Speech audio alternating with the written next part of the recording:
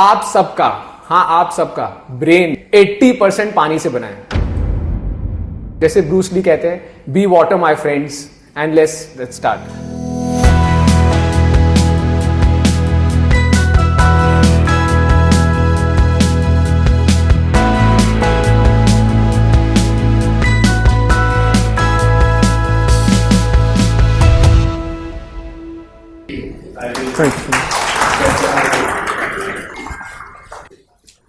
Thank you so much, Naresh uncle. First of all, I would say that this doesn't seem to be a 60 only club. This seems to be a under 60 club because the energy in this room right now is so much better than when I go and talk with youngsters, and not just youngsters or mixed crowd. I can see and feel the energy, if you know what I mean. And today we are going to talk about a very, very interesting topic, very, very important topic about gut. So before I begin, thank you so much for giving me an opportunity and giving me your ears for 1 hour. That is a lot of time and a lot of attention.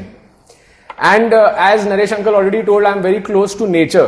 So during my presentation, you will understand that why being close to nature has already made me connected to gut also. Because everything is gut biodiversity, as you will hear in the talks, in the slides ahead.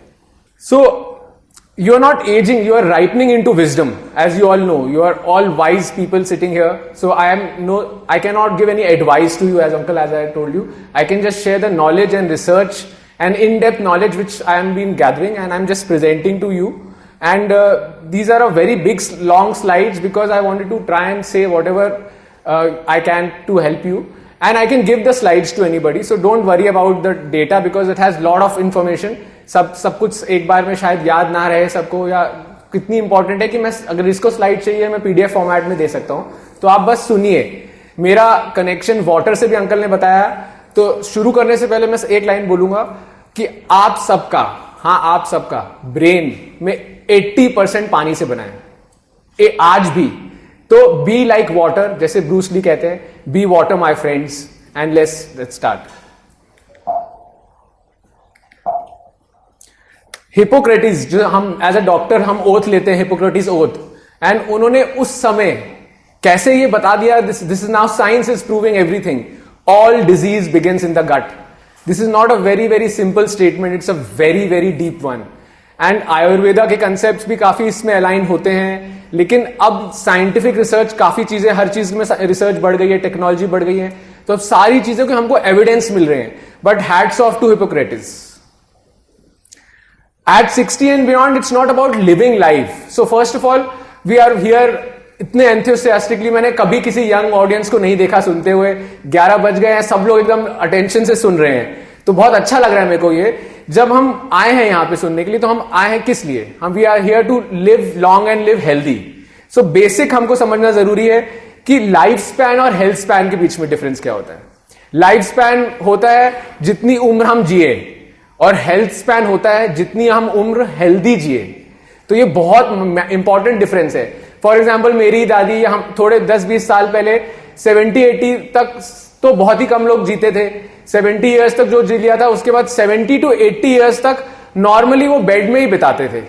मेरे को अपनी दादी की याद है, मेरी नानी की याद है, उनको किसी को घुटने की प्रॉब्लम, किसी को चलने की प्रॉब्लम, किसी को मोशन की प्रॉब्लम, या एटसेट्रा एटसेट्रा, पर बेड में ही बिताते थे। तो वो आखिरी 10 साल लाइफ स्पैन में तो गिने जाएंगे, लेकिन हेल्थ स्पैन में नहीं गिने जाएंगे।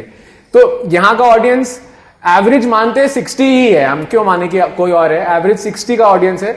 तो अभी आपको पता है कि वर्ल्ड्स लॉन्गेस्ट लिविंग इंसान कितना जीता है? Very very close uncle. So the longest living person is Jeanne Calment, she is a female. So 122 years, right. And Swami, एक इंडिया के एक स्वामी भी थे, वो क्लेम करते हैं कि वो 125 ईयर्स जिए थे। He is from Banaras. I will share some details about their gut health and what they did to their guts also. So but ये इंपॉर्टेंट ये है कि फीमेल्स यूजुअली 5 से 7 साल ज्यादा जीती हैं मेल से। तो for all the ladies it's good, automatically आपके जीन्स में होता है, because that estrogen has a protective effect on your heart and lungs.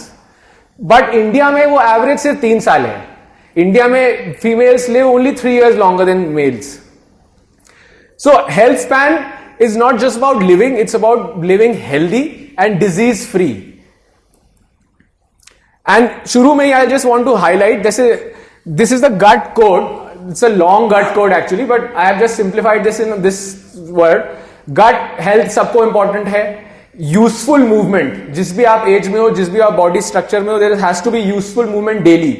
And thoughtful rest and tribe, जैसे ये इतनी beautiful tribe आप लोगों ने क्रिएट की आप खुद के लिए, तो ये बहुत एसेंशियल है हेल्दी लॉन्ग लाइफ के लिए. जेन क्लेम्ट का एग्जाम्पल देता हूं. She stayed active till 110, cycling करती थी रोज.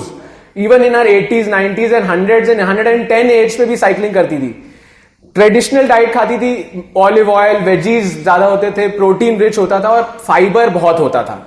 स्ट्रॉन्ग सोशल कनेक्शंस होते थे उस जमाने में. तो एनीवेज सोशल मीडिया होता नहीं था, तो सोशल कनेक्शन मतलब ऑफलाइन कलेक्शन ही माना जाता है.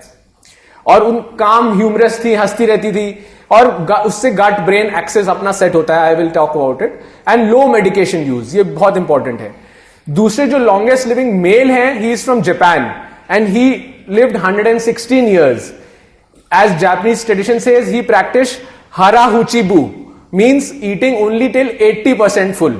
मतलब पेट भर के तो कभी खाना ही नहीं है. And he was also brown rice, veggies, misos, जो again fermented food, which I'll talk a lot about in my talk ahead. He was an early riser, mentally curious. Curiosity is a brilliant mindset to have to live long and healthy anyways. ये है India के स्वामी शिवानंद जी, जो कि जैसे मैंने बताया 125 years ही claims, पर book के रिकॉर्ड्स के हिसाब से ये वेरीफाइड नहीं है, इसलिए इनको नहीं कहा जाता, बट हो सकता है यही हो. Nobody, I am not judging anybody. So इनका क्या लेसन था? ये सब लोग लो टॉक्सिन खाना खाते थे. टॉक्सिन्स आजकल बहुत ज्यादा होते हैं. शुरुआत में बाकी सब कुछ बहुत अच्छा लग रहा है. एक आपसे एक सिंसियर रिक्वेस्ट है अगली बार के लिए कि प्लास्टिक बॉटल्स में प्लीज मत पानी सर्व करें जब भी जितनी भी पार्टीज होती है, क्योंकि मैं बहुत ज्यादा पढ़ चुका हूं, तो I can not ignore this point. I am sorry मैं ऐसा बोल रहा हूं, but I can willingly, because मैं एनवायरमेंट फ्रेंडली हूं. बट ये जो प्लास्टिक हमको बताया जाता है कि प्लास्टिक आप फेंकते हैं, प्लास्टिक ओशन में जाके टर्टल को मारेगा, बर्ड्स को मारेगा, लेकिन उससे ज्यादा वो आपको मार रहा है, आपके बच्चों को मार रहा है, आपके सारे परिवार वालों को मार रहा है. Micro plastics are become a nuisance. And they are being found in almost all patients died of heart attacks. All patients died of strokes.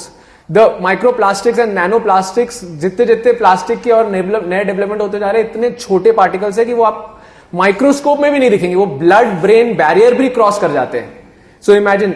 तो हम अल्कोहल पार्टीज में हम जाके ले सकते हैं alcohol. So we can serve clean hygienic water in campers और reusable plastic at least.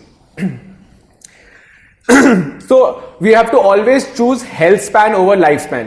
मैं गट पे आऊंगा बहुत जल्द, लेकिन उसके पहले so what is longevity, ये बात हो गई कि we have to live healthy and live joyfully.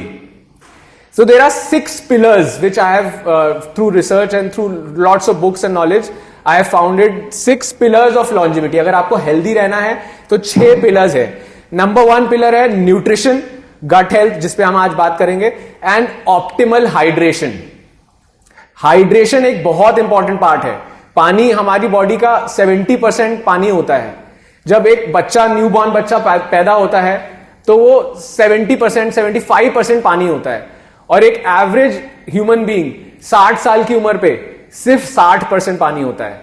So we are ageing because we are continuously dehydrating at a cellular level. And ये हमने नेचर में भी एविडेंट है. आप हरी भरी यंग लीफ देखेंगे, वो हरियाली होगी.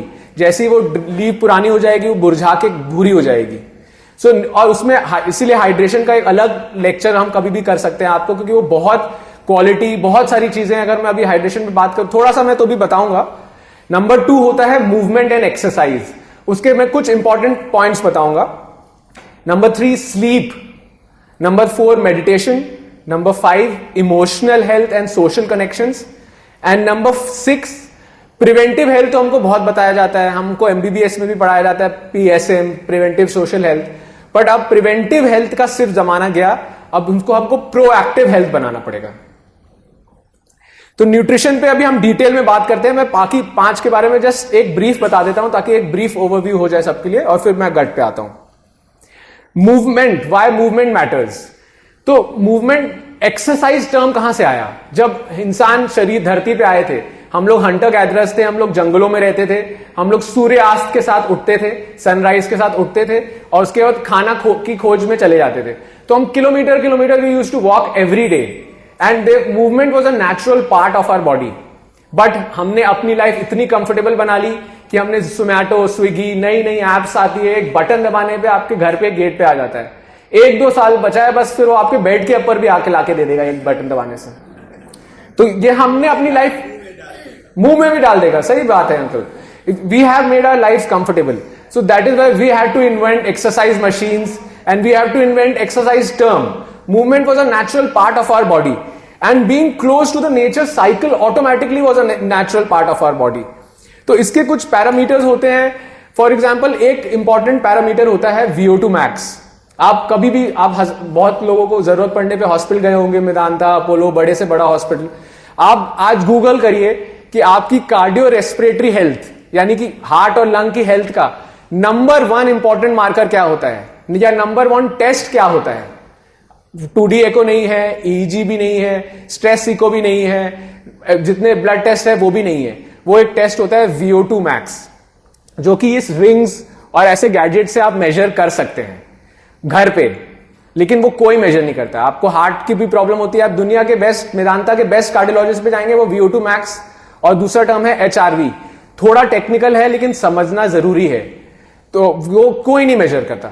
VO2 मैक्स एक्चुअली एक वो नंबर है कि आपकी बॉडी कितना ऑक्सीजन एब्जॉर्ब कर रही है पर मिनट, तो उतना ऑक्सीजन आप यूज कर सकते हैं, और वो एक नंबर है जो आप ट्रेन कर सकते हैं। और जितने लोग सेंचुरियंस होते हैं या सुपर सेंचुरियंस होते हैं दुनिया में, क्योंकि मैं ऐसी कई कॉन्फ्रेंसेस में इंडिया के बाहर भी लोगों से मिल रहा हूं, टॉक दे रहा हूं, तो सुपर सेंचुरियंस बहुत नॉर्मल है। तो सबसे पहले, कुछ भी शुरू करने से पहले एक गोल बनाना है आपको सबकी। आप मानते हैं एवरेज 60 ईयर्स, 100 ईयर्स तक पहुंचना बहुत इजी है, और मैं सिर्फ हेल्थ स्पैन की बात कर रहा हूं, मैं लाइफ स्पैन की बात ही नहीं करूंगा। मतलब हेल्दी जीना, बहुत ऐसी में मत समझिए कि मैं बहुत ही हवा की बातें कर रहा हूं, या साइंटिफिकली बहुत इजीली पॉसिबल है। और सारी चीजें की शुरुआत, योगा, ये सारी चीजें की शुरुआत इंडिया से हुई है। तो 100 ईयर्स, मान लीजिए आपके पास 40 साल लाइफ के बचे हैं, तो एक लिस्ट बनाना जरूरी है कि आखिरी 10 साल आप डिसाइड करिए। आपके लिए वो 80 ईयर्स हो सकता है, आपकी हेल्थ स्पैन का टारगेट, या 90 हो सकता है, या 100 हो सकता है, या बहुत फिट लोग भी है यहाँ पे जो 110 भी सोच सकते हैं। मैं तो 150 का प्लान कर रहा हूं, वैसे देखते हैं। तो जो भी आपका आखिरी 10 ईयर का प्लान है, उसमें एक लिस्ट बनाइए कि वो आप क्या करना चाहते हैं उन 10 साल में। जैसे मेरे लिए बर्ड वॉचिंग इंपॉर्टेंट है, तो मैं जितने भी साल जीऊं, मैं आखिरी 10 साल में बर्ड वॉचिंग जरूर केपेबल होना चाहता हूं, अपनी बॉडी को इतना फिट रखना चाहता हूं कि मैं बर्ड वॉचिंग जरूर कर पाऊं, नेचर के पास जरूर जा पाऊं। आपके लिए वो हो सकता है बैडमिंटन खेलना, स्क्वॉश खेलना, या कम से कम सीढ़ी चढ़ने पे हाफना नहीं, या सीढ़ी चढ़ने पे सांस नहीं फूलना। जो भी आपकी बेसिक, किसी के लिए हो सकता है पियानो बजाना, गिटार बजाना, जो भी आपकी हॉबी है, या अपने ग्रैंड पेरेंट चिल्ड्रन के साथ खेलना। तो ये कोई एक लिस्ट बनाइए। वो लिस्ट बनाने के बाद हर एक के लिए एक ये नंबर मेजरेबल पॉसिबल है कि आपका VO2 मैक्स आप 60 ईयर्स पे कितना है। तो अगर आपको 100, क्योंकि VO2 मैक्स ऐसा है कि आफ्टर 40 ईयर्स, 60 तो छोड़िए, आफ्टर 40 ईयर्स वो डिटोरिएट करेगा अगर आप उसको ट्रेन नहीं कर रहे हो तो। और VO2 मैक्स वो नंबर है जो कि, मतलब नंबर्स से इतना एंजाइटी नहीं होनी चाहिए हमको शुरू में, लेकिन एक वो नंबर है देखिए सिंपल बात है, जिसको आपको, जो भी चीज आपको इंप्रूव करनी है, वो अगर आप मेजर नहीं करेंगे तो वो इंप्रूव नहीं हो सकती। वो सिर्फ ख्याली पुलाव हमारे माइंड की सिर्फ सोच सकते हैं कि हमको एक्सरसाइज करनी है, मसल बढ़ानी है। और मूवमेंट में 3 चीजें इंपॉर्टेंट है। मूवमेंट में एक्सरसाइज करो, सिर्फ नहीं, सब लोग ने बोल देते एक्सरसाइज करो, वॉक पे जाओ। 3 अलग अलग चीजें सबके लिए इंपॉर्टेंट है। नंबर 1 कार्डियो रेस्पिरेटरी हेल्थ, यानी कि एंडोरेंस, यानी कि वॉकिंग करना या रनिंग करना या कोई भी थोड़ा जिसमें हमारी हार्ट रेट बढ़े, कोई भी अपनी अपनी कैपेसिटी के हिसाब से। नंबर 2 इंपॉर्टेंट है मसल स्ट्रेंथ। ये बहुत ज्यादा इंपॉर्टेंट है आप लोगों के लिए खासकर, क्योंकि जहां पे भी मैं जा रहा हूं, मैं यूएस गया अभी पिछले महीने, उसके पहले मैं इजिप्ट गया था कॉन्फ्रेंस में। ये बहुत ज्यादा इंपॉर्टेंट टॉपिक है कि मसल ट्रेनिंग लोगों को लगता है, स्पेशली जब 60 इयर्स के ऊपर, लगता है कि वो सिर्फ यंग लोग करते हैं, हेल्दी रहने के लिए करते हैं. After 40 again your muscle mass is reducing at a rapid pace. 1% every year it is going down, unless until you are training, unless until हम उसको मेहनत करके बढ़ा रहे हैं. तो अगर ऐसे होता है, उससे क्या होता है, मसल मास हमारा कम हो जाता है 60-70 के बाद. गलती से चलिए कुछ छोटा एक्सीडेंट हो गया, गिर गए, हिप फ्रैक्चर हो जाता है.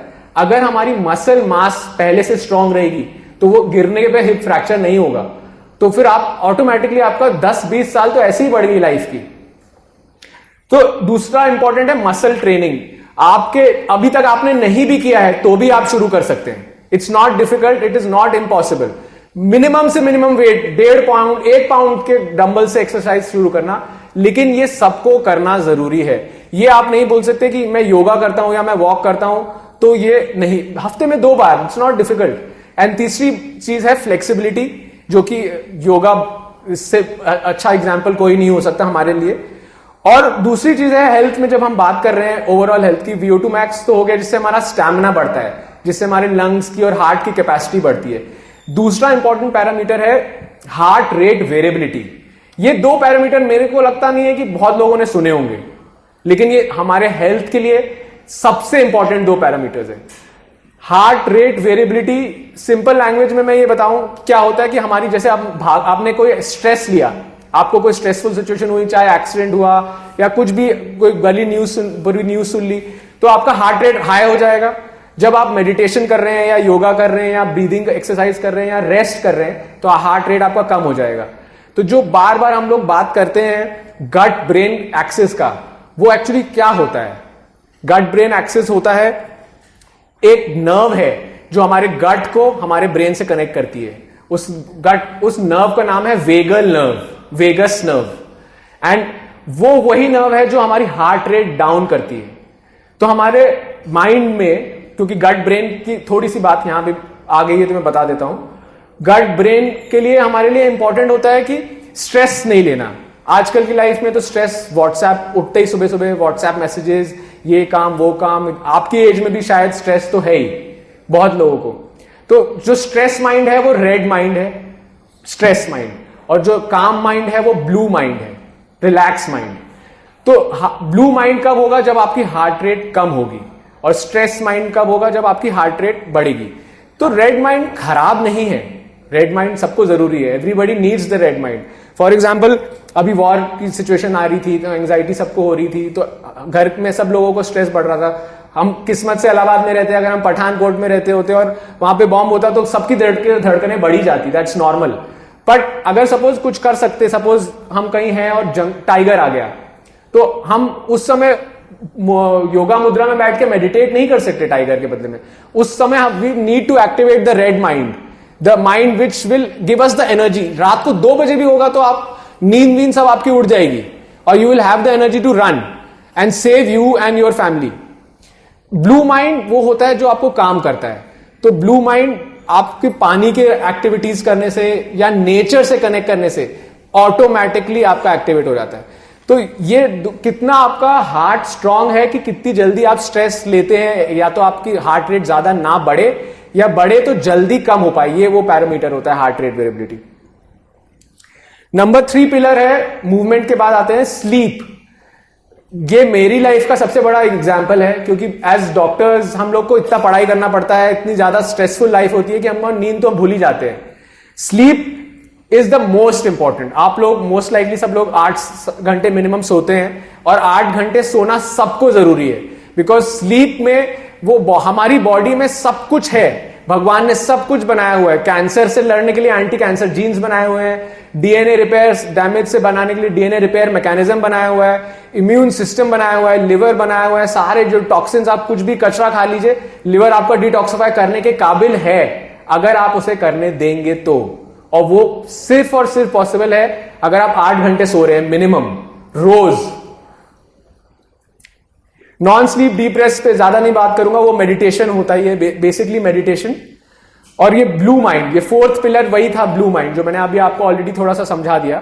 तो ब्लू माइंड मतलब हम बेसिकली आर ओन एसोसिएशन कि हम स्ट्रेस कैसे मैनेज करते हैं अपनी लाइफ में. सबका अलग हो सकता है, कोई पूजा पाठ में विश्वास कर सकता है, कोई चांटिंग में विश्वास कर सकता है। सब चीज अल्टीमेटली ब्लू माइंड है। मेरे लिए वो है नेचर से कनेक्ट करना। जब भी मैं नेचर में जाता हूं तो मेरा माइंड, टेंशन, सब कुछ रिलैक्स हो जाती है। पानी से कनेक्ट करना। इमोशनल और सोशल इंटरेक्शंस आपसे अच्छा कोई नहीं समझ सकता, इतना अच्छा ग्रुप आपने बनाया है। ब्लू जोन्स करके एक एरिया थी, 5 अलग अलग जोन्स है दुनिया में। कुछ एक जापान में है, एक इटली में है, एक कोस्टारिका में है, ग्रीस में, कैलिफोर्निया में है। यहां पे लोगों से ये पता किया कि ये ओवरऑल एक तो मूवमेंट करते हैं डेली, आसपास सोशल इंटरेक्शन करते हैं, ये सारे पिलर्स वो फॉलो करते हैं। और गट हेल्थ में overall the best diet considered, I will talk about it more again, but best diet considered is the Mediterranean plant-based diet. Largely plant-based diet, यानी कि वेजिटेरियन डाइट, और मेडिटेरियन जिसमें कि बहुत सारे फर्मेंटेड फूड्स, चटनीज होती हैं। प्रोएक्टिव टेस्टिंग के बारे में मैं अभी धीरे धीरे बताऊंगा आपको जैसे चलेंगे। तो daily longevity tracker for senior citizens क्या होना चाहिए? Just take 5 minutes to reflect this every day. Did I move today for at least 20 to 30 minutes? Did I drink enough water? And important ये है बिना प्यास लगे पानी पीना, क्योंकि thirst is also a delayed physiological response. I can talk about water and thirst in a different topic any time later, but आपको पानी इतना पीना चाहिए कि आपको कभी प्यास ना लगे, क्योंकि प्यास जब आपको लगती है तो आप सेलुलर लेवल पे डिहाइड्रेटेड है, सेलुलर लेवल पे इन्फ्लेमेशन या एजिंग हो रही है। Did I eat mostly real and unprocessed food? Did I smile and talk to someone today? And did I get rest or did I do breathing exercises or relaxations? मैं topics आपको दे दूंगा अगर किसी को चाहिए बाद में। तो at least if you are saying at least 3 to yes to this, then you are living your gut code and you are doing a good living a good life. अब हम आते हैं गट हेल्थ पे। गट हेल्थ, जैसे sir बता रहे थे कि गट हेल्थ क्या होता है। Gut is everything we take from our mouth to our anal area, जहां से हम मोशंस करते हैं। तो गट में सब कुछ इंक्लूड होता है। ओरल माइक्रोबायोम भी कोई चीज होती है। तो जब भी हम कुछ भी खाते हैं वो ओरल माइक्रो हमारे सलाइवा से मिलके ओरल में भी बैक्टीरिया होते हैं जो ऑलरेडी सिग्नल दे देते हैं कि पेट में ये खाने आने वाला है। और उसके बाद पेट में बैक्टीरिया होते हैं। कोलॉन यानी कि लार्ज इंटेस्टाइन में सबसे ज्यादा गुड बैक्टीरिया की कंसेंट्रेशन होती है। एंड यहां पे मेरा नेचर कनेक्शन बहुत इंपॉर्टेंट है। तो गट को आपको यह समझना है कि एक, सब लोग जंगल गए होंगे, फॉरेस्ट गए होंगे, रेन फॉरेस्ट, आज नहीं तो कल। Imagine a rain forest. Everybody has to imagine this because this will really give you a picture of the real what the gut is. Imagine a rain forest. आप वहां जाते हैं, वहां पे आपको अलग अलग हरियाली दिखती है, अलग अलग ग्रीन कलर्स दिखते हैं। बड़े लंबे पेड़ भी होते हैं, छोटे बुश वाले पेड़ भी होते हैं, मॉस भी होते हैं, छोटे कीड़े मकोड़े भी होते हैं, कैटरपिलर्स होते हैं, बटरफ्लाईज होती है। तो it's like a micro environment. It's the same thing it is in our गट।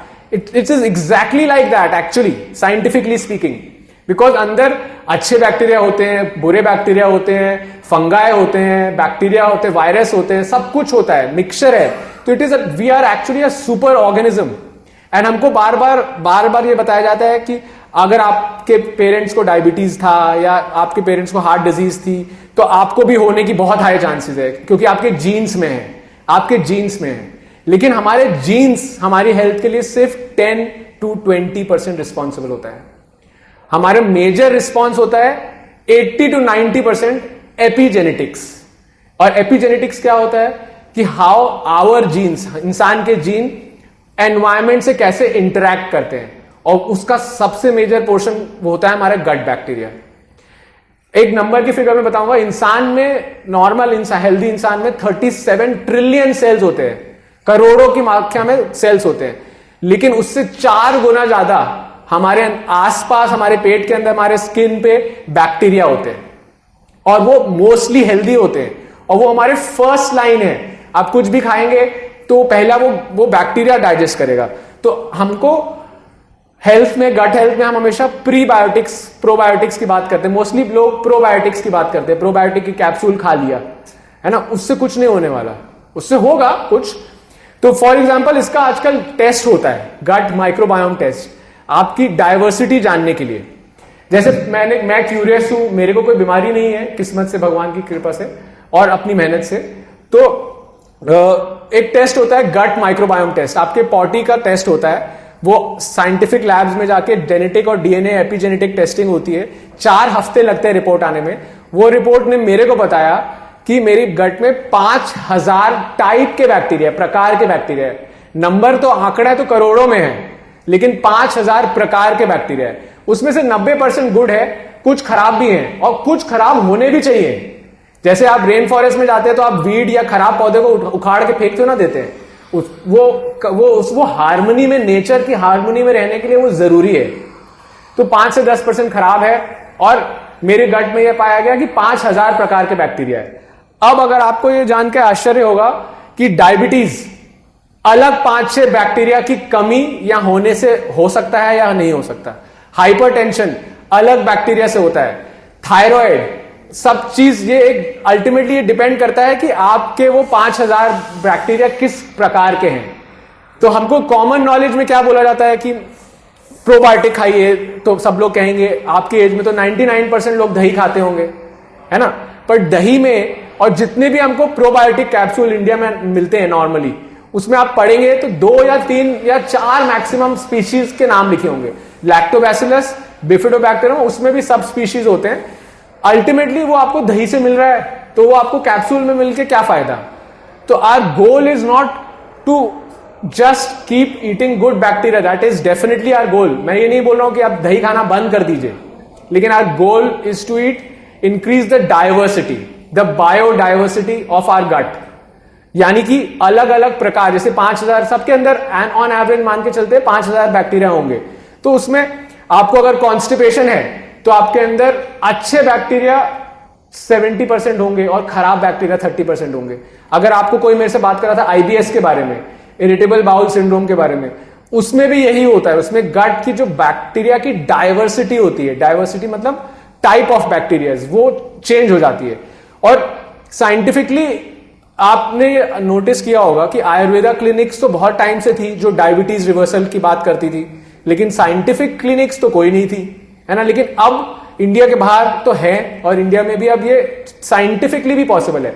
मैं खुद मानता हूं कि आयुर्वेदा के कंसेप्ट्स मेनली काफी चीजें अलाइन करती हैं, but I am a science person, so I always go and try and find proof in science. So gut health में सब कुछ होता है, हमारे मुंह से लेके हमारे नीचे के बैक्टीरिया तक, और ये बॉडी का मेन कमांड सिस्टम है, ब्रेन नहीं है आपका मेन कमांड सिस्टम। ये बॉडी का इम्यून सिस्टम हेडक्वार्टर्स है। आपकी इम्यून सिस्टम कितनी हेल्दी है, 70 to 80% इम्यून सिस्टम आपका गट पे डिपेंड करता है। अगर आपकी गट खराब है तो आपकी इम्यून सिस्टम खराब है। न्यूट्रिएंट पावर हाउस है, ऑब्वियसली सारा न्यूट्रिएंट एब्जॉर्प्शन यहीं से होता है। मेटाबॉलिक पार्टनर है, तो अगर आपका गट हेल्दी है या आपका मेटाबॉलिज्म को आप हेल्दी कर सकते हैं तो सारी मेटाबॉलिक डिजीजेस आप टारगेट कर सकते हैं। ये एक स्लाइड आपको आंसर कर सकती है कि क्योंकि ये मेटाबॉलिक हेल्थ पार्टनर है मेन, तो डायबिटीज आप आपके गट पे काम कर रही है के, यानी कि आपके स्पीशीज गट में कौन से हैं, किस प्रकार के, उसको देख के आप ठीक कर सकते हैं। हाइपरटेंशन भी मेटाबॉलिक डिसऑर्डर है, थायराइड भी मेटाबॉलिक डिसऑर्डर है, तो ये सारी चीजों पे एक साथ काम किया जा सकता है। स्किन ग्लो, जिस लोगों के स्किन ग्लो होता है यूजुअली उसका गट बहुत हेल्दी होता है, और हार्ट हेल्थ के लिए डायरेक्टली रिलेटेड होता है ये भी। सर ने मुझसे पूछा था कि हैप्पी हार्मोन्स के बारे में बताएं, न्यूरो ब्रेन की न्यूरोकेमिकल्स। तो ब्रेन, जब हम कुछ भी एक्टिविटी करते हैं तो हमारे 2 या 3 केमिकल्स हैं, जो हम 4 केमिकल्स हैं एक्चुअली, जो मेन केमिकल्स होते हैं न्यूरोकेमिकल्स। पहला, सबसे पहला केमिकल होता है डोपामिन, थोड़ा थोड़ा सुना होगा सबने। तो जब आप इंस्टाग्राम पे या फेसबुक पे या रील देखते हैं तो उससे भी डोपामिन निकलता है, उससे बहुत तेज डोपामिन निकलता है। और लेकिन वो डोपामिन जैसे ही आपने फोन नीचे रखा वो फट से क्रैश हो जाता है, तो आपका फट से मूड डिप हो जाएगा, आपको कोई दिमाग नहीं लगेगा, अटेंशन स्पैन भी लॉस हो जाएगा। दूसरा होता है ऑक्सीटोसिन। ऑक्सीटोसिन जब आप आपके घर में आपके प्यार वाले लोगों से, आपके फैमिली से, आपके फ्रेंड से मिलते हैं, गले लगाते हैं, आपकी बेटी को किस करते हैं, तो उससे ऑक्सीटोसिन निकलता है। सोशल हार्मोन है वो, कनेक्शन हार्मोन है, उससे कनेक्ट करते हैं आप। तीसरा हार्मोन होता है सेरोटोनिन। सेरोटोनिन है हमारा हैप्पीनेस हार्मोन। चॉकलेट खा के अच्छा क्यों लगता है? जलेबी इतनी अच्छी थी, किसने किसने खाई तो आपको अच्छा लगा क्यों? क्योंकि जलेबी जब आपने खाई तो वो जाके सेरोटोनिन लेवल्स बढ़ाए directly. And serotonin, as I already told, is the happy hormone. And 90% serotonin आपके गट से निकलता है. 90%, मतलब मान लीजिए ऑलमोस्ट पूरा ही. ब्रेन का कोई रोल नहीं है सेरोटोनिन में, लेकिन खुश तो आप दिमाग से ही होते हैं. और चौथा केमिकल होता है एंडोर्फिन्स, वो एक्सरसाइज करने से निकलता है, ये सब निकलता है. तो गट हमारा मेन है. अगर आपको गट को हेल्दी रखेंगे, इसका मतलब नहीं है कि जलेबी ज्यादा खानी है, उस पर मैं अभी आ रहा हूं. और हमारा लॉन्जिविटी पार्टनर है, जैसे सर ने बताया कि मैं लॉन्जिविटी मेडिसिन पे फोकस कर रहा हूं, तो उसमें मैं अभी थोड़ा आगे बताता हूं. एंड ये इंपॉर्टेंट है जानना कि how fat diets harm your gut health. जो आजकल बहुत सारा चलता है, एटकिंस डाइट, इंटरमिटेंट फास्टिंग अलग चीज है, उसके बारे में बात करेंगे, वो अच्छी चीज है. लेकिन अलग अलग टाइप की डाइटिंग जो बोलते हैं कि कार्बोहाइड्रेट खाना बंद कर दीजिए, सिर्फ फैट खाना बंद कर दीजिए, एटकिंस डाइट, प्रोटीन, तो ये सब आपके अल्टीमेटली गट डाइवर्सिटी को कम कर देता है. क्योंकि जो बैक्टीरिया को कार्बोहाइड्रेट चाहिए वो तो मर जाएंगे.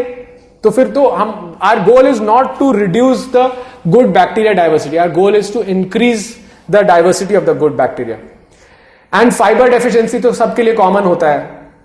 लैक ऑफ प्रोबायोटिक्स, यहां पे एक चीज समझना जरूरी है, प्रीबायोटिक्स और प्रोबायोटिक्स. प्रोबायोटिक्स कैप्सूल में लीजिए, चाहे सैशे में लीजिए, चाहे आप दही में लीजिए, is ultimately live good bacteria which you are consuming. तो मैंने आपको बताया कि दही आप खाते हैं तो उसमें अलग गुड बैक्टीरिया होते हैं, 2-3 प्रकार के. अगर आप आज के खाने में सबसे अच्छी हेल्दी चीज क्या थी, आप बताइए कौन सी प्रोबायोटिक चीज थी, आप लोग गेस करिए. इडली प्रोबायोटिक नहीं थी अंकल, इडली प्रीबायोटिक थी. दही तो डेफिनेटली था, और उपमा भी नहीं था, और नहीं. आप लोग सब लोग वो की इंग्रेडिएंट मिस कर रहे हैं. 2 बहुत अच्छी चटनीज रखी हुई थी, नारियल की चटनी और दूसरी चटनी मेरे को तो नहीं पता, मैं भूल जाता हूं. आप लोग बताएंगे कौन सी चटनी थी, किस चीज से बनी थी. लेकिन चटनीज, आप अलग अलग टाइप की चटनी खाएंगे तो आपको अलग सेट ऑफ गुड बैक्टीरिया मिलेगा. तो बेसिकली हमको फर्मेंटेड फूड इंक्लूड करने हैं, और फर्मेंटेड फूड की डाइवर्सिटी बढ़ानी है. जैसे मौसम के हिसाब से कांजी बना सकते हैं. मैं घर पे बनाता हूं. कांजी क्या होता है, बीटरूट और कैरेट को फर्मेंटेड ड्रिंक इज कांजी. तो जो कांजी में गुड बैक्टीरिया मिलेंगे उसका नाम ही अलग है, उसकी स्पीशीज अलग है. मैं नाम नहीं बताऊंगा, कॉम्प्लिकेटेड हो जाएगा, बट कांजी में अलग है. पाइनएप्पल को आप फर्मेंट करके ड्रिंक बना सकते हैं, उसमें बैक्टीरिया अलग है. और अचार अलग अलग के अलग, उसमें अलग फर्मेंटेड है. और फॉर एग्जाम्पल करौंदे के सीजन में आप करौंदे की चटनी बना के खाइए. So the more diversity of probiotic rich food we have to increase, and continue eating the dahi. Dahi is not good, bad. Dahi is very good. Actually everybody should consume it. but dahi में आपको diversity नहीं बढ़ेगी. तो maintenance के लिए दही अच्छा है, 2-3-4 अच्छी स्पीशीज मिलती रहती है, लेकिन हमको डाइवर्सिटी बढ़ानी है. तो प्रोबायोटिक चाहे आप कैप्सूल में लेंगे, इंडिया में वही 3-4 कैप्सूल, वही स्पीशीज ही मिलनी है. इंडिया के बाहर आजकल और नए प्रोबायोटिक्स पे बात हो रही है, और कुछ कंपनीज है जो मैं एंड में बताऊंगा, जो कि इंडिया में भी अलग अलग स्पीशीज की प्रकार निकाल रहे हैं. वो ढूंढना बहुत मुश्किल होता है, क्योंकि ऊपर से पढ़ने में सब कुछ सेम ही लगता है. प्रीबायोटिक्स क्या होता है? Prebiotics is very essential, is the fibre for the good bacteria. आप अगर ऐसे डायरेक्टली बैक्टीरिया खा लेंगे तो आपके अपर गट में, पेट में एसिड होता है, एसिड से बैक्टीरिया मर जाएगा, तो आपका डाइवर्सिटी नहीं बढ़ने वाली. हमको फाइबर खाना है, because fibre is the main thing which feeds the good bacteria. And fibre भी अलग अलग टाइप का फाइबर अलग अलग टाइप के बैक्टीरिया का खाना है. फॉर एग्जाम्पल सनफ्लावर सीड खाएंगे, उसमें भी फाइबर होता है, उसका बैक्टीरिया कुछ स्पेसिफिक बैक्टीरिया को बढ़ाएगा. आप मैंगो वाला फाइबर खाएंगे तो उसका बैक्टीरिया कोई और फाइबर को कोई और बैक्टीरिया के लिए खाना होगा. तो जितनी उसमें भी डाइवर्सिटी, ये नहीं कह सकते कि मैं एक चीज खाता हूं, मैं एक सेब रोज खाता हूं, तो वो जमाना गया. तो reduce microbial diversity is the main thing. And so many gut disruptor. Number 1 gut को खराब करने वाली चीज क्या है, आप बताइए. नंबर 1 अल्कोहल, उसमें से ऊपर है, पर अल्कोहल नंबर 1 नहीं है. हाँ, चीनी. चीनी is the right answer. Sugar is the number 1 gut disruptor. शुगर हमारी बॉडी के लिए एक्चुअली जहरी है. तो जितना भी हम कम खाए, अगर खाए तो नेचुरल फॉर्म में खाए, क्योंकि फ्रूट्स के साथ में आपको फाइबर मिल जाएगा तो बॉडी एडजस्ट कर लेगी। बॉडी को ग्लूकोज जरूरी है, क्योंकि ब्रेन का नंबर 1 फूड ग्लूकोज होता है। तो ये मैं नहीं कह रहा हूं कि ग्लूकोज खाना बंद करना है, लेकिन हमको उसको सही माध्यम से लेना है। और कोई भी आप डाइट करते हैं, आपने नोटिस किया होगा, डाइटिंग किया, वेट कम हो गया, फिर से वेट बढ़ गया, क्योंकि हम लोग जब तक माइक्रोबियल डाइवर्सिटी नहीं बढ़ाएंगे, मतलब बैक्टीरिया वो अच्छे वाले हम चाहते हैं कि वो हमारे पेट में घर बना के रहे, अच्छे बैक्टीरिया, तभी आपका हेल्थ में कुछ परमानेंट चेंज आएगा और आईबीएस जैसी बीमारी, डायबिटीज जैसी बीमारी को आप जड़ से ठीक कर सकते हैं। तो सो बेसिकली जो मैं आपको अब इतनी देर से बता रहा था उसका मतलब था द गट माइक्रोबायोम, और ये एक हिडन इकोसिस्टम है, मैं ऑलरेडी बता चुका हूं, ट्रिलियंस बैक्टीरिया रहते हैं, और ये आजकल टेस्ट करने का बहुत इजीली टेस्ट अवेलेबल है। इंडिया के बाहर जब मैंने शुरुआत की थी अपनी गट की स्टडी, और इसमें तो 5-6 साल पहले मैंने एक बार गट माइक्रोबायोम टेस्ट कराया था, तो स्विट्जरलैंड भेजा था मैंने सैंपल, 70,000 लगे थे उस समय पैसे, और एक कुछ जो अच्छे पेशेंट्स हैं जिनके पास पैसों की कमी नहीं है टेस्ट कराने के लिए भी, बाहर भी सैंपल्स भेजे थे, तो 50-60,000 लगते थे, क्योंकि बहुत ही एडवांस इंस्ट्रूमेंट्स लगते थे। बट अब इंडिया में अवेलेबल है, जीवन ज्योति में मैंने अपने पास इसकी किट्स रखी हुई हैं। इंडिया में एक कंपनी है डिकोड एज, मैं लिंक्स वगैरह सब कुछ शेयर कर दूंगा, जिसको जो भी इंटरेस्ट होगा कभी भी आप में से मांग सकते हैं। तो वो बैंगलोर बेस्ड कंपनी है, शार्क टैंक आपने सुना होगा, उसमें भी आई थी, और उसमें सारे लोगों ने उस पर इन्वेस्ट किया था 5 साल पहले। अभी कंपनी काफी ग्रो हो चुकी है, तो उन कंपनी के साथ भी मैं काम करता हूं। तो वो टेस्ट एक पॉटी सैंपल का टेस्ट है, किट्स मेरे पास जीवन ज्योति में रखी है, या मैं आपको लिंक भेज सकता हूं, आपके पास ऑनलाइन आ जाएंगी, वो आपको खुद जाके अपना, उसमें सब कुछ किट है, यूर इजिली एक्सप्लेन है, सैंपल लेके देना है और एक फॉर्म भरना है, और वो घर से आके आपके सैंपल ले जाएंगे। टेस्ट 1 महीने बाद आएगा, उससे हमको ये पता चलेगा कि हमारे में कौन से बैक्टीरिया अच्छे हैं, कौन से खराब है। उससे हमको सारी अपनी फूड की हिस्ट्री पता चलेगी कि फॉर एग्जाम्पल, जैसे मैं आपको बता रहा था कि 5,000 प्रकार के स्पीशीज आए मेरे बैक्टीरिया में, तो मेरी रिपोर्ट के हिसाब से यह आया कि मेरे को बीटरूट और स्वीट पोटैटो नहीं खाना है। बीटरूट और स्वीट पोटैटो दोनों हेल्दी चीजें हैं, बट बीटरूट और स्वीट पोटैटो मेरे गट के लिए खराब है, क्योंकि मेरे में वो बैक्टीरिया की कमी है। या तो वो मैं बैक्टीरिया कहीं से इंट्रोड्यूस करूं तब मेरे लिए बीटरूट, और मतलब ये भी चीज है कि जो भी इन रिपोर्ट्स में आता है वो कोई लाइफ लॉन्ग के लिए नहीं है। आपने जगह बदली, आपने अपना लाइफस्टाइल बदला, तो आपकी डाइवर्सिटी चेंज हो जाएगी। तो वो हमको माइंडफुल रहना है, बट हमको केयरफुल रहना है। तो बेसिकली इससे हमको क्या पता चलेगा कि जो भी खाना हम अपने डाइट या हमारे गट बैक्टीरिया के हिसाब से खाएंगे, वो तो हमारी बॉडी को सूट हो रहा है, डाइजेस्ट हो रहा है, हमको न्यूट्रिशन मिल रहा है। लेकिन जो नहीं खाएंगे वो क्या करेगा? आप कोई गैस कर सकता है क्या करेगा हमारी बॉडी में? वो हमारे बॉडी में इन्फ्लेमेशन करेगा, ये सूजन करेगा। फॉर एग्जाम्पल कहीं पे भी सूजन करेगा। तो इन्फ्लेमेशन यानी कि सूजन, एक हिंदी वर्ड है, is the root cause of all the problems which you are even thinking of. Aging is because of inflammation. Skin में कुछ चोट लगती है, आपको चोट लगती है, वो लाल हो जाता है, वो इन्फ्लेमेशन है। That is actually body's defence mechanism to protect, कि फॉरेन बैक्टीरिया आया वहां पे इन्फ्लेमेशन कर दो ताकि वो लिमिट हो जाए, पूरी बॉडी में ना फैले। वही सेम चीज होती है हमारे गट में। हमारे गट में जो सेल वॉल होती है, जो मेन गट की वॉल होती है, वो बहुत ही थिन है, और उसका मेन प्रोटेक्ट कर रहे हैं हमारे बैक्टीरिया। तो अगर आपने कुछ चीज ऐसी खाई जो आपके बैक्टीरिया के हिसाब से वो इन्फ्लेमेटरी फूड थी, यानी कि सूजन पैदा करने वाला खाना था, तो हो सकता है वो आपके गट से डायरेक्ट ब्लड में घुस जाए, और वो उसके बाद वो जॉइंट में जाके इन्फ्लेमेशन कर सकता है, वो ब्रेन में जाके मेंटल फॉग, डिमेंशिया सारी बीमारी कर सकता है, पैंक्रियाज में जाके डायबिटीज कर सकता है, थायराइड में जाके थायराइड की बीमारी कर सकता है, और कैंसर भी कर सकता है। तो inflammation is the main thing we have to avoid. Inflammation से हमको बचना है, और वो खाना obviously one of the main area है। तो डाइट में अगर हम नॉन इन्फ्लेमेटरी फूड खाएंगे तो इंपॉर्टेंट है। अब वो इन्फ्लेमेटरी फूड एक गोल्डन नहीं हो सकता। मैं एक उस पर आ रहा हूं, कुछ इंपॉर्टेंट मिथ्स पे। ये सारी चीजें मैंने ऑलरेडी बता दी। इम्यून सिस्टम हम, और जब तो हमारा ओवरऑल हमको इन्फेक्शन होता है तो हम क्या करते हैं? इन्फेक्शन होता है, हम बैक्टीरिया के पास जाते हैं, डॉक्टर के पास जाते हैं, हमको एंटीबायोटिक दे देता है।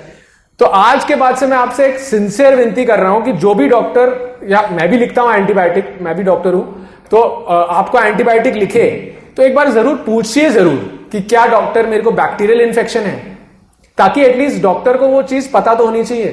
क्योंकि बैक्टीरिया हमको बचपन से, सारे बचपन से, मेरे तो बचपन में यही था कि कीटाणु खराब चीज है, हमको बताया जाता था कीटाणु खराब चीज है। लेकिन कीटाणु, इतनी देर में आपको थोड़ा तो समझ आ गया होगा कि कीटाणु बहुत अच्छी चीज है और कुछ कीटाणु खराब चीज है। बट इसका मतलब तो नहीं है कि आपको इन्फेक्शन हुआ, आपने बैक्टीरिया दवा खाया, सारे बैक्टीरिया को मार दिया। ओरल माउथ वॉश कौन कौन यूज करता है? ओरल माउथ वॉश के ऊपर आप पढ़ेंगे आंटी, तो उसमें लिखा होता है kills 99.99% ऑफ ऑल बैक्टीरिया। और गुड बैक्टीरिया का क्या हुआ? तो प्लीज, और आजकल कुछ आ गए हैं प्रोबायोटिक माउथ वॉशेस भी, जिसमें कोई भी केमिकल बेस्ड प्रोडक्ट पे we can not trust blindly, but at least कम से कम अल्कोहल बेस्ड तो नहीं है जो कि 99.9% बैक्टीरिया को मार दे रहा है। तो that is actually very harmful for your health. And हमने अपने बच्चों की इम्यूनिटी क्यों कम की? क्योंकि हम अपनी घर की सर्फेसेस, डिटर्जेंट्स ऐसे यूज करते हैं कि सारे बैक्टीरिया मर जाए। स्किन में हम अपने बैक्टीरियल सोप लगाते हैं, एंटी बैक्टीरियल की, सारे सोप मर जाए। स्किन में हाँ अच्छे बैक्टीरिया भी है, उनको क्यों मार दिया हमने? तो ये इंपॉर्टेंट है कि बैक्टीरिया, एंटीबायोटिक्स सोच समझ के ले। एंटीबायोटिक्स जब भी ले तो उसके साथ में प्रीबायोटिक और प्रोबायोटिक दोनों जरूर ले। सिर्फ प्रोबायोटिक जो भी ले रहा है उसको कोई यूजलेस है। Having only probiotic either capsule और food also is useless if it is not combined with prebiotic, that is the fibre. थोड़ा सा यहां पे बात करते हैं gut health and cellular hydration के बारे में, जो मैं थोड़ा सा बताया था, क्योंकि ये मेरा फेवरेट टॉपिक है। थोड़ा सा टाइम है तो मैं 2 मिनट में ये समझाना चाहता हूं कि सेलुलर हाइड्रेशन क्या होता है। अभी गर्मी का सीजन है, हीट स्ट्रोक सब लोग जानते हैं, डिहाइड्रेशन वर्ड से सब डरते हैं कि डिहाइड्रेट हो जाएंगे, अगर बहुत ज्यादा डिहाइड्रेट हो जाएंगे तो फ्लूइड, आईवी फ्लूइड लगाना पड़ेगा एडमिट होके। बट सेलुलर डिहाइड्रेशन बहुत पहले हो चुका है। जैसे मैंने बताया, आपको प्यास कब लगती है? जब आपको प्यास लगती है तो ब्लड में, खून में 70% पानी होता है। तो प्यास आपको तब लगती है, एग्जाम्पल दे रहा हूं, रियल फिगर्स नहीं है, कि 70% पानी में से आपका ब्लड में पानी मान लीजिए 65% हो गया, तो पानी की कमी हो गई ब्लड में, तो सोडियम यानी कि नमक ब्लड में बढ़ गया, उसको कहते हैं हाइपरनैट्रीमिया। वो जाके हमारे ब्रेन में हाइपोथैलेमस और पिट्यूटरी ऑर्गन्स होते हैं, उसको स्टिमुलेट करता है कि पानी की कमी हो रही है। वो एक और हार्मोन निकालता है, किडनी में जाके बोलता है, किडनी को वो हार्मोन बोलता है, एडीएच हार्मोन का नाम है, कि बॉस पानी की कमी हो रही, पानी बचाइए।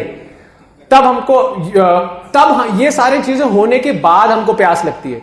तो इमेजिन करिए सेलुलर लेवल पे हमारा क्या क्या नुकसान हो चुका है। जैसे मैंने बताया ऑलरेडी कि हमारे पास बॉडी में डीएनए रिपेयर मैकेनिज्म है, कैंसर का एंटी कैंसर मैकेनिज्म है। लेकिन आप इमेजिन करना जरूरी ये है कि हर सेल में क्या मेन चीज क्या होती है। जैसे अगर मैं बोल रहा हूं, या आप सोच रहे हैं, या आपका गट काम कर रहा है, या आपका लिवर काम कर रहा है, तो सेल, अगर आप एक सेल को माइक्रोस्कोप में देखेंगे तो क्या हो रहा है? पानी या तो सेल के अंदर जा रहा है या पानी सेल के बाहर जा रहा है through sodium potassium channels and various channels. ठीक है, तो ये मेन चीज हो रही है। तो मतलब जो हमारे 37 ट्रिलियन सेल्स है जो मैंने बताया, वो एक बैटरी के जैसे हैं हर सेल, जो कि अपना बेस्ट परफॉर्म करेगा, यानी कि ऑप्टिमम परफॉर्म करेगा जब उस सेल में 100% पानी होगा। पानी is the main source of energy. And अगर 100% कैपेसिटी, तो हमारी ह्यूमन बॉडी इतनी फ्लेक्सिबल है, क्योंकि जब हम जंगलों में रहते थे फिर से वहीं पे पहुंचते हैं, तो हमको अडेप्टेबल होना जरूरी था। किसी दिन हमको खाना नहीं मिलता था, किसी दिन हमको पानी नहीं मिलता था, तो our body was beautifully designed by Bhagwan, universe, to make it flexible, to make it adaptable. But that doesn't mean कि we should use the adaptability when we have the luxury. पानी की तो कमी नहीं है, तो हमको वो अडेप्टेबिलिटी हम यूज करेंगे तो हमारी लाइफ के ईयर्स कम हो जाएंगे। तो हमको अपने बॉडी परसेंटेज वाटर मैक्सिमम रखना है, कुल नेट शेल।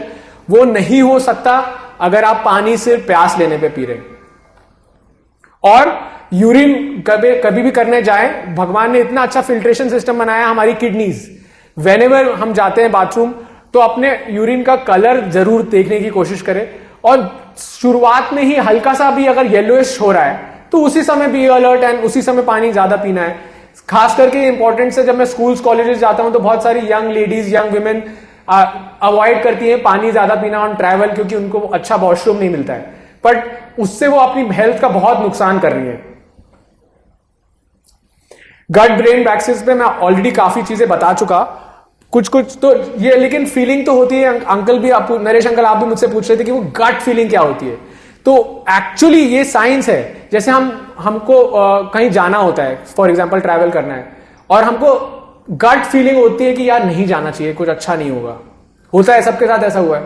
तो वो एक्चुअली हमारा गट बैक्टीरिया की ही फीलिंग है, और वो वेगल नर्व के थ्रू हमारे ब्रेन तक वो साइन दे रहा है, एंड वो डिपेंड करता है ओवरऑल आपकी गट हेल्थ पे, एंड मेंटल हेल्थ पे तो डिपेंड करेगा ही। तो गट ब्रेन एक्सिस एक कॉम्प्लेक्स बाय डायरेक्शनल कम्युनिकेशन है, मतलब गट भी ब्रेन से बात करता है, ब्रेन भी गट से बात करता है। तो इसीलिए हेडेक, माइग्रेन, ये सारी चीजें गट से लिंक्ड है। इसलिए एंटी डिप्रेसेंट टैबलेट्स जो लेते हैं उनका गट लिंक्ड होता है। मैं तो बहुत सारे पेशेंट डेली बेसिस पे देखता हूं, तो बहुत सारे लोग मेरे को बोलते हैं, और मैं सवाल सबसे, ये 4 सवाल जरूरी है सबसे पूछना कि आपका गट कैसा है, चाहे वो कोई भी चीज का, चाहे वो आर्थराइटिस का पेशेंट हो, लेकिन आपका गट कैसा है, आपकी नींद कैसी है, और आपका ओवरऑल मेंटल एबिलिटी कैसा है, एक्सरसाइज कैसा है, ये सारी चीजें सब में इंपॉर्टेंट होती है। तो इससे हमको ये पूरा गट ब्रेन कनेक्शन जब तक हमने नहीं स्टडी किया तब तक पेशेंट को आप हील नहीं कर सकते। तो एंटी साइकेट्रिक मेडिसिन या स्लीप मेडिसिन हमारी गट ब्रेन एक्सिस को नम कर देता है। मोदी जी भी, अगर आप मोदी जी की भी लाइफस्टाइल या हेल्थ स्टडी करें तो वो हमेशा जो खाते हैं उनकी, मैंने जितनी भी फोटोज देखी ऑनलाइन, मैंने एआई को बोला था कि मोदी जी की प्लेट में देखिए कि गट बायोडाइवर्सिटी की कितनी है, जस्ट बिकॉज मेरे को टॉक करनी थी। तो मैंने एआई से बोला कि प्लीज फाइंड आउट कि मोदी जी की जितनी भी फोटोज हैं खाना खाते हुए, उसमें सर्च करके बताया। तो उसने ये मेरे को बताया कि most of the Modi ji की जो भी खाने की प्लेट्स होती हैं उसमें कोई ना कोई फॉर्म ऑफ चटनी, दही या प्री प्रोबायोटिक जरूर होता है। तो एंड इस लेवल पे, जैसे जिस लेवल पे मोदी जी हैं, उस लेवल पे पूरा देश चलाने के लिए तो स्ट्रेस होता ही है। तो अगर आपका गट हेल्दी नहीं है तो आपका माइंड बैलेंस नहीं रह सकता, तो सब कुछ हलचल हो जाएगा। शहर क्या, आप देश कैसे चलाएंगे। अब आते हैं एक सुपर फूड मिथ पे। जैसे सबने सुना होगा avocado is a super food, berries are super food, पर जितनी देर मैंने बैकग्राउंड बिल्ड इसीलिए किया था कि सुपर फूड कुछ नहीं होता है। फॉर एग्जाम्पल एवोकाडो आपके पेट में जाके ब्यूट्रेट डाइजेस्टिंग बैक्टीरिया होते हैं कुछ, वो जरूरी है, वो आपको उससे एब्जॉर्ब करके उसमें अच्छे ओमेगाज, अच्छे न्यूट्रिशन है, वो एब्जॉर्ब करते हैं। पर अगर आपके पेट में वो बैक्टीरिया नहीं है, वो ब्यूट्रेट डाइजेस्टिंग बैक्टीरिया, तो एवोकाडो से आपको ब्लोटिंग हो जाएगी, एवोकाडो से आपको कॉन्स्टिपेशन भी हो सकता है। इसीलिए दूध से किसी को कॉन्स्टिपेशन होता है और किसी को मोशन करने में इजी होता है। तो सुपर फूड कुछ नहीं हो सकता। It has to be individual food for yourself, and anti inflammatory food के हिसाब से सोचना शुरू करिए। और जरूरी नहीं है ये टेस्ट करना, जो मैंने आपको टेस्ट के बारे में बताया, टेस्ट तो एक माध्यम है just to prove it scientifically, but test करना जरूरी नहीं है। अगर दूसरा ऑप्शन है कि आप अपनी बॉडी के बारे में सुपर अवेयर हो जाइए।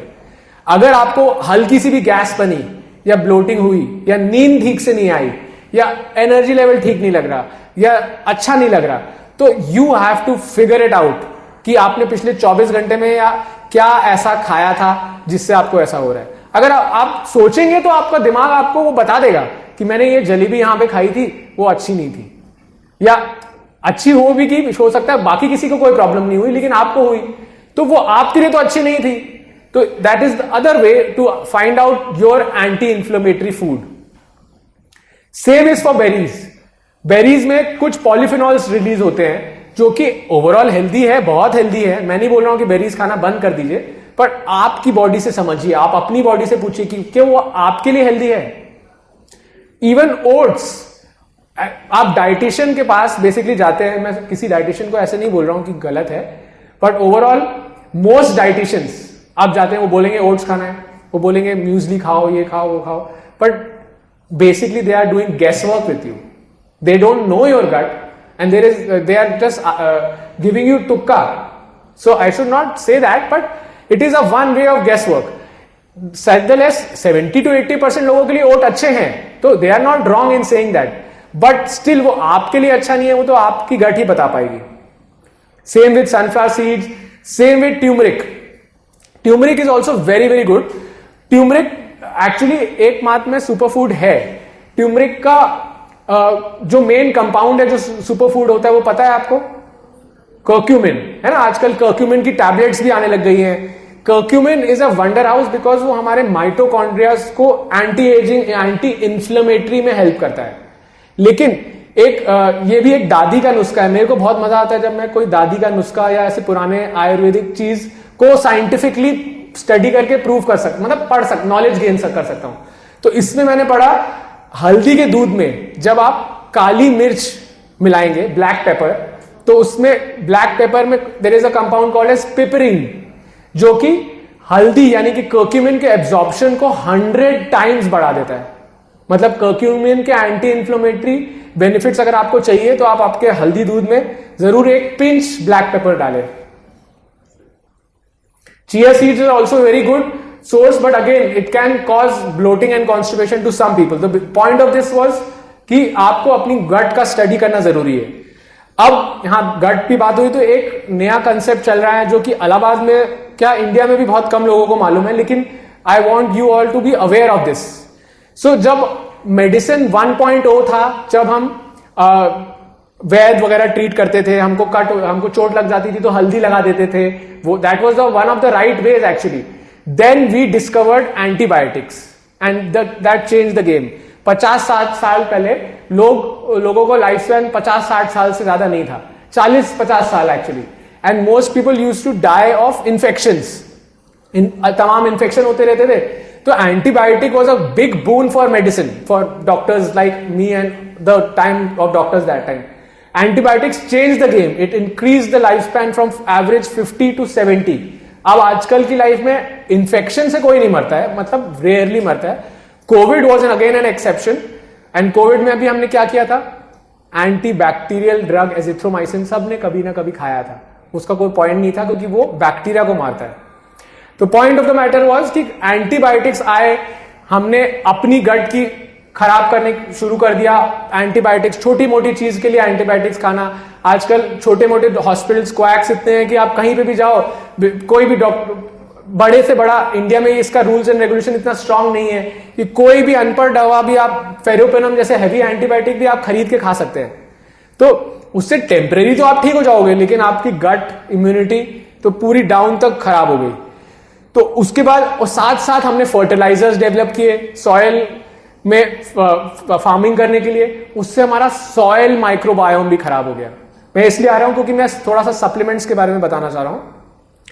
तो सॉयल माइक्रोबायोम कैसा होता है, क्या होता है? जैसे गट माइक्रोबायोम है हमारे गट के अंदर का, ऐसे सॉयल के अंदर अच्छे बैक्टीरिया होते हैं जो कि हमारे न्यूट्रिशन में इंपॉर्टेंट होते हैं. फॉर एग्जाम्पल, एक एप्पल आप खाएंगे आज, तो साइंटिफिकली प्रूवन है अंकल, ये अगर एप्पल की आप न्यूट्रिशनल वैल्यू निकाले आज की एप्पल की, ऑर्गेनिक एप्पल की, आप बोलिए ठीक है ऑर्गेनिक खाऊंगा, आज पेस्टिसाइड नहीं डाला है, लेकिन पेस्टिसाइड आप आज मत डालिए ठीक है, लेकिन सॉइल में तो वो बैक्टीरिया मर चुके हैं हमेशा के लिए. तो अब आप पेस्टिसाइड नहीं भी डालेंगे तो इन नटशेल एक आज के एप्पल की nutrient quality is only 10% of the apple की quality 50 years back. That is the reason why we have to bank on supplements now. Because कुछ भी कह लीजिए, क्या आपको पता है आजकल के नींबू में विटामिन सी कितना होता है? विटामिन सी सबको पता है इंपॉर्टेंट है, वाटर सॉल्युबल विटामिन है, तो हमको रोज लेना जरूरी है. विटामिन सी जब भी हम खाते हैं तो हमारी बॉडी में वो एब्जॉर्ब होता है, हमारी इम्यूनिटी बढ़ाता है और फिर खत्म हो जाता है. लेकिन आप बोलते हैं मैं आंवला खाता हूं, ठीक है, amla is very good source of vitamin C. नींबू पानी पीता हूं मैं, that's also very good. But ultimately आपकी बॉडी का ओवरऑल नॉर्मल रिक्वायरमेंट बहुत ज्यादा है. फिर यहां से वही सेम चीज पे आते हैं जो मैं अडेप्टेबिलिटी की बात कर रहा हूं. जब भगवान ने ह्यूमन बनाया तो human is actually capable of super human capabilities. But जो भी हम अपनी लेवल्स हमने डिटरमिन किए, फॉर एग्जांपल गवर्नमेंट ने डिटरमिन किया कि विटामिन डी इतना होना चाहिए, 30 to 100 नॉर्मल रेंज है, ठीक है। विटामिन डी बेस्ट है, उसके बारे में बात करते हैं, क्योंकि वो डायरेक्टली गट हेल्थ से भी रिलेटेड है। ये आपको लगेगा कि मैं विटामिन डी के बारे में क्यों बात कर रहा हूं गट के टॉक में, लेकिन विटामिन डी सिर्फ बोन्स के लिए नहीं इंपॉर्टेंट है, वो हमारे गट हेल्थ के लिए इंपॉर्टेंट है। वो हमारे कोलॉन में बैक्टीरिया होते हैं, वही ब्यूट्रेट प्रोड्यूसिंग बैक्टीरिया के लिए, that is directly depends on vitamin D. अगर आप विटामिन डी डेफिशिएंसी है तो आपका गट भी वीक हो जाएगा, और वो विटामिन डी हमारी इम्यूनिटी के लिए गट के माध्यम से डायरेक्टली लिंक है। एक शॉकिंग स्टडी, 80% लोग जो कोविड में मरे, कोविड में बहुत लोगों ने अपने नियर एंड डियर वंस खोए, 80% लोग जो उनमें से मरे हैं उनका विटामिन डी कम था। Vitamin D for example government guidelines या एफडीए या इंटरनेशनल गाइडलाइंस के हिसाब से 30 नॉर्मल रेंज है ना। तो जैसे ही नॉर्मल रेंज में आ जाता है हम वी फील कि हाँ नॉर्मल हो गया। पर विटामिन डी जितना ज्यादा, मतलब फॉर एग्जांपल दो लोग देख ले लीजिए आप, एक का विटामिन डी 35 है, दूसरे का विटामिन डी 95 है, दोनों नॉर्मल रेंज है, क्योंकि 30 to 100 नॉर्मल रेंज है।